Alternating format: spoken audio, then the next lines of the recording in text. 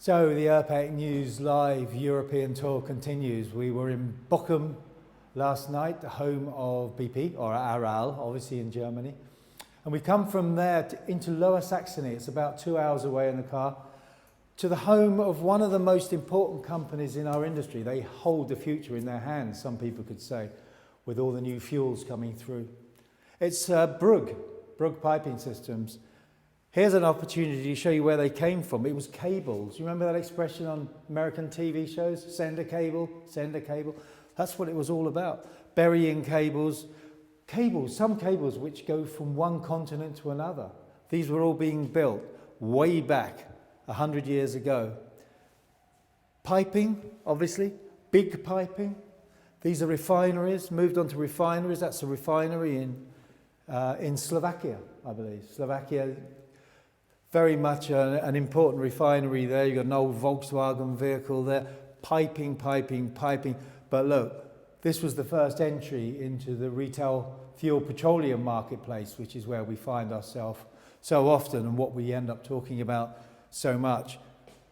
Pipes, stainless steel. Germany was one of the last countries to approve polyethylene piping, but still there's a great strength, obviously, quite literally, in steel piping, and there's a lot of following for it still in Germany. So piping, refineries. You come onto them, well, this is the factory here. This is how the pipe is made. You've got this roll of steel, which is then flattened and blended and molded into the pipe that it is.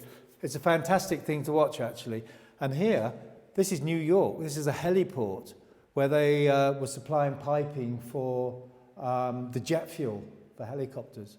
But it's a great story, and it's one that they're very proud of as well. People that have been working here for so long, 40, 50 years, I think 47 years, the last person that left this company. That's how long they'd actually worked here for. But it's pipes, and this is the future. This is the alternative fuels. This is why Brugg are just so important now. Hydrogen stored at minus 253 degrees. That sounds very dangerous.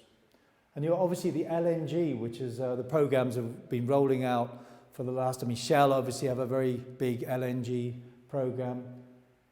180 degrees, minus 180 degrees, the fuel is. There's no other pipe that could take it, really. Polyethylene, obviously, is good for a lot of things, but not so good for storing dangerous fuels. I certainly wouldn't want to be anywhere near a site that was doing that. So, on to Unity Expo, obviously in May. They're going to be talking about a lot of this stuff, about all the aggressive fuels that are around today, and probably form the future alongside electric vehicles. So, get along to Unity Expo on the 14th of May. It starts 3 days. And come and have a chat with Brugg. If you're into these sort of fuels, if you're into the future, they'd love to see you.